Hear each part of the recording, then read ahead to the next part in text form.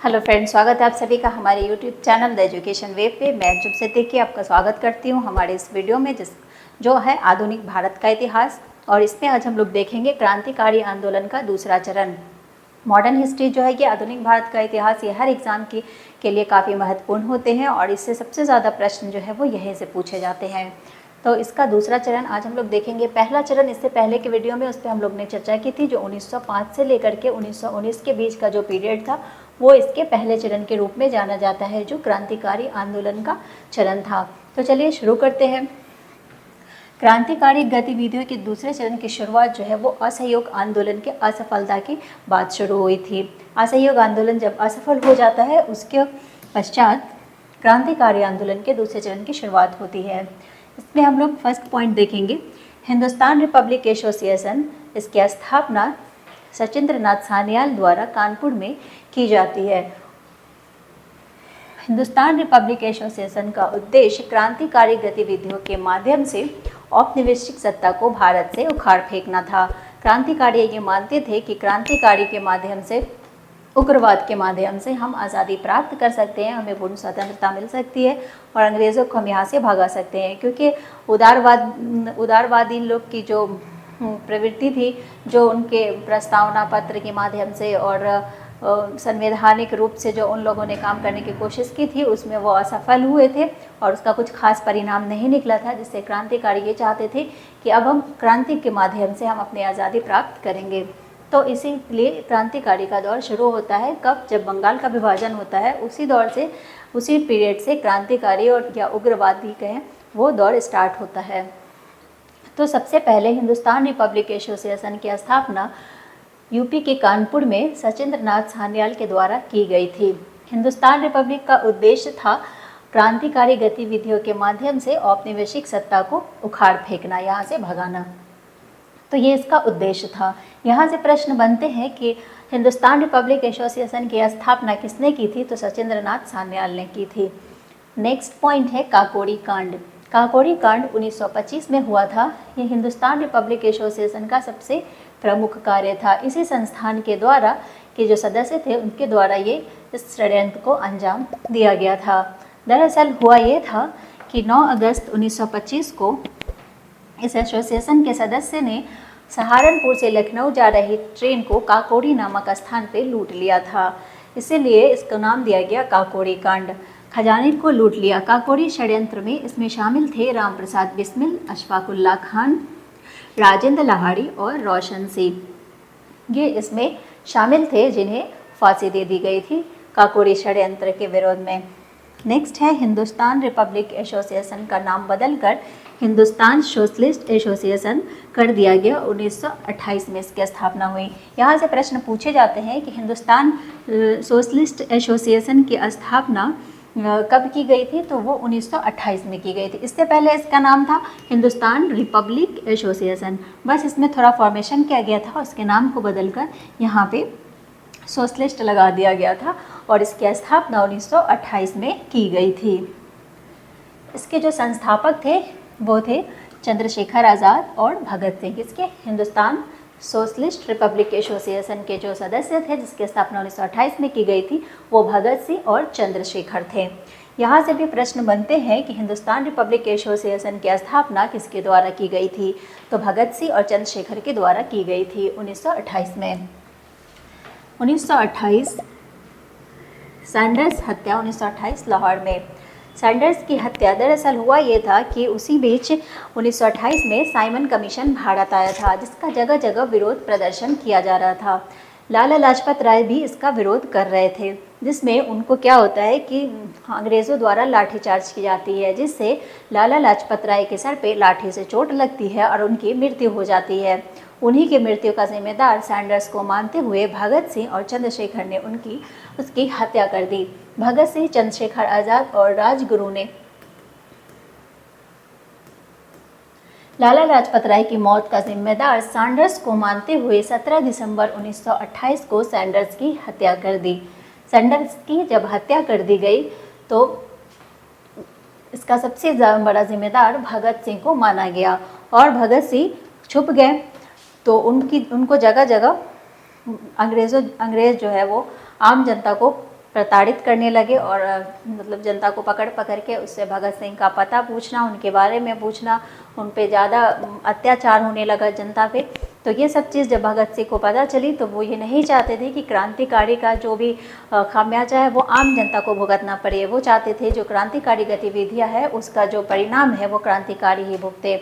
इसलिए वो खुद को गिरफ्तार करवाना चाहते थे और ये बताना चाहते थे कि जो भी क्रांतिकारी गतिविधियाँ हैं उसका खामियाजा आम जनता को ना दिया जाए।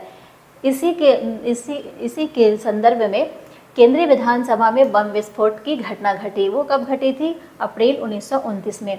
दरअसल हुआ क्या था कि इस समय ब्रिटिश सरकार भारतीयों विशेषकर मजदूरों और के मौलिक अधिकार पर प्रतिबंध लगाने के उद्देश्य से ट्रेड डिस्प्यूट बिल और पब्लिक सेफ्टी बिल पास कर रही थी केंद्रीय असेंबली में। वहाँ पे चंद्रशेखर आज़ाद, भगत सिंह और चंद्रशेखर आज़ाद ने क्या किया था? वहाँ पे भगत सिंह और बटुकेश्वर दत्त ने केंद्रीय विधानसभा में बम फेंका। बम खाली मेज़ पर फेंका गया था। बम के साथ एक पर्ची भी थी जिस पे ये लिखा था कि हम बहरों को सुनाना चाहते हैं। बम फेंकने का उद्देश्य किसी को नुकसान पहुँचाना नहीं था, किसी को नुकसान देना नहीं था। वो बम इसलिए खाली मेज़ पे फेंका गया था। लाहौर षड्यंत्र 1929 में भगत सिंह, राजगुरु और सुखदेव पर लाहौर षड्यंत्र के तहत मुकदमा चलाया गया और भगत सिंह, राजगुरु, सुखदेव को 23 मार्च 1931 को फांसी दे दी गई। दरअसल इनको जब गिरफ्तार किया गया था तो इन पे लाहौर षड्यंत्र का केस चलाया गया था। जो लाहौर षड्यंत्र में सैंडर्स की हत्या की गई थी इसी का केस इनकी गिरफ्तारी के बाद चलाया गया था, न कि वो केंद्रीय विधानसभा में बम फेंकने का। बम विस्फोट किया गया था 1929 में, ये इसीलिए किया। नेक्स्ट देखेंगे हम चटगांव शस्त्रागार लूट। ये घटना जो है 1930 में अंजाम दी गई थी।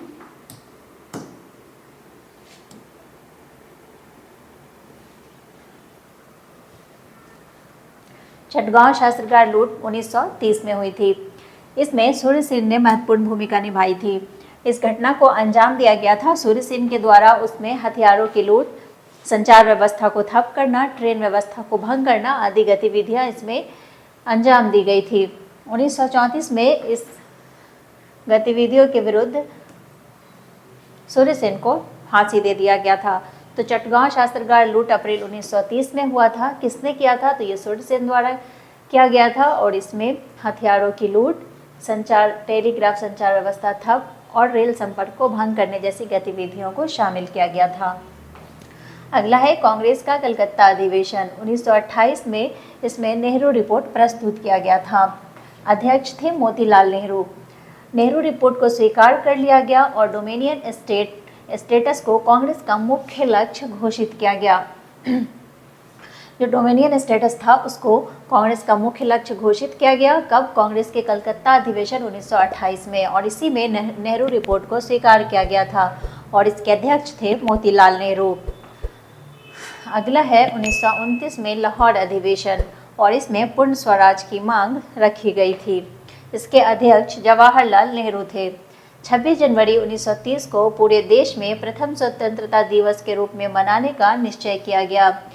1929 के लाहौर अधिवेशन में यह निश्चय किया गया कि 26 जनवरी को पूरे भारतवर्ष में प्रथम स्वतंत्रता दिवस के रूप में मनाया जाएगा।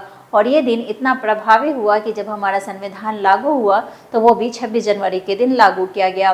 वो इसीलिए लागू किया गया था क्योंकि 26 जनवरी 1930 को पूरे भारत में प्रथम स्वतंत्रता दिवस के रूप में मनाया गया था। नेक्स्ट देखते हैं लाल कुर्ती आंदोलन 1930 से 31 तक चला और इसे खान अब्दुल गफ्फार खान के द्वारा चलाया गया था। इसे खुदाई खिदमतगार आंदोलन के नाम से भी जाना जाता है और ये जो आंदोलन थे ये पश्चिमी सीमा प्रांत में चलाए गए थे। यहाँ से क्वेश्चन बनते हैं कि खुदाई खिदमतगार आंदोलन का संबंध किससे है या इसे किसने शुरू किया था? तो इसको खान अब्दुल गफ्फार खान ने चलाया था इस आंदोलन को और इसे लाल कुर्ती के नाम से भी जाना जाता है। तो इसमें हम लोगों ने पहले क्या देखा? क्रांतिकारी गतिविधियों के दूसरे चरण में इसका प्रथम संस्थान थी हिंदुस्तान रिपब्लिक एसोसिएशन, जिसकी स्थापना सचिंद्र नाथ सान्याल के द्वारा की गई थी और यह यूपी के कानपुर में किया गया था। हिंदुस्तान रिपब्लिक एसोसिएशन का उद्देश्य क्रांतिकारी गतिविधियों को बढ़ावा देने के माध्यम से औपनिवेशिक सत्ता को उखाड़ फेंकना था।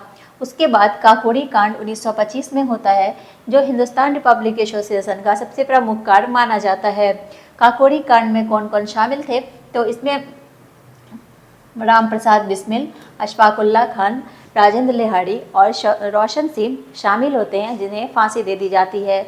इसमें लखनऊ सहारनपुर से लखनऊ जा रही ट्रेन को काकोरी नामक गांव पे रोक के उसको लूट लिया जाता है। जो उसके खजाने होते हैं उसको लूट लिया जाता है, और जिसमें इन चारों क्रांतिकारियों को फांसी की सज़ा होती है।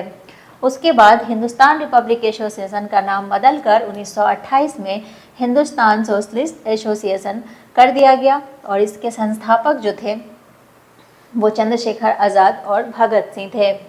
उसके बाद होता है सैंडर्स की हत्या, जिसमें 1928 में सैंडर्स की हत्या कर दी जाती है, क्योंकि इसे लाला लाजपत राय की मृत्यु का जिम्मेदार माना जाता है।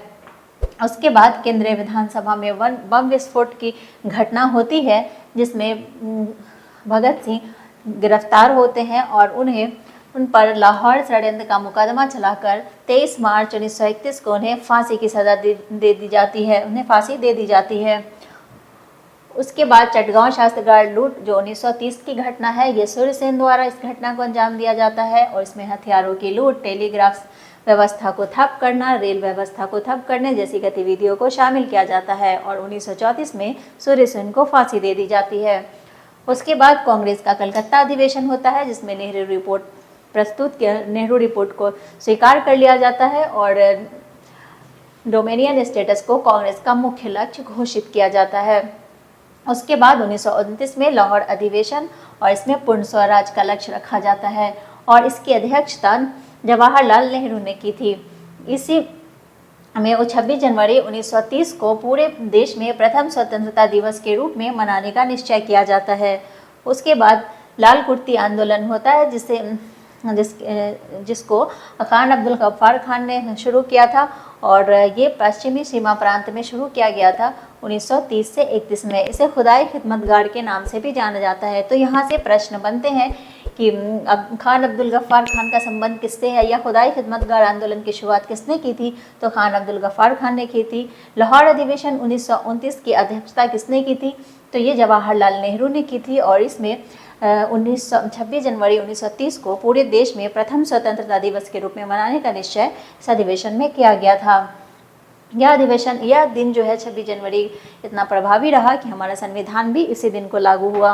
कांग्रेस का कलकत्ता अधिवेशन 1929 में हुआ, जिसमें नेहरू रिपोर्ट को स्वीकृति मिल गई और डोमिनियन स्टेटस को कांग्रेस का मुख्य लक्ष्य घोषित किया गया। नेक्स्ट है मुस्लिम लीग द्वारा मुक्ति दिवस 1939।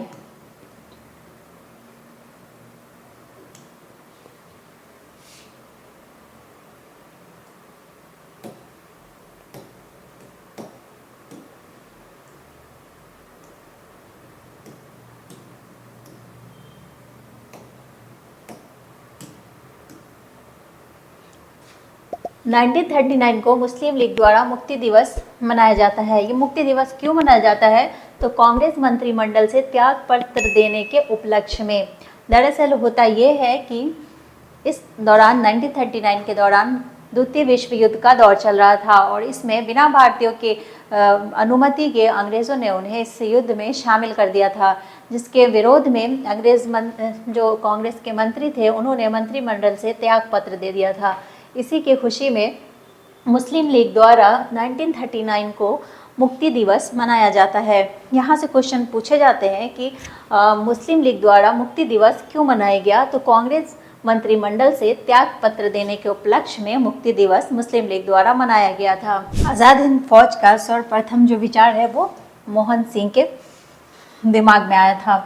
सर्वप्रथम इसका विचार जो है वो मोहन सिंह के पास आया था, और इसकी स्थापना 1942 में रास बिहारी बोस ने की थी, और 1943 में सुभाष चंद्र बोस ने इसका नेतृत्व संभाला था सिंगापुर में। तो यहाँ से प्रश्न पूछे जाते हैं कि आज़ाद हिंद फौज की स्थापना सर्वप्रथम किसने की थी?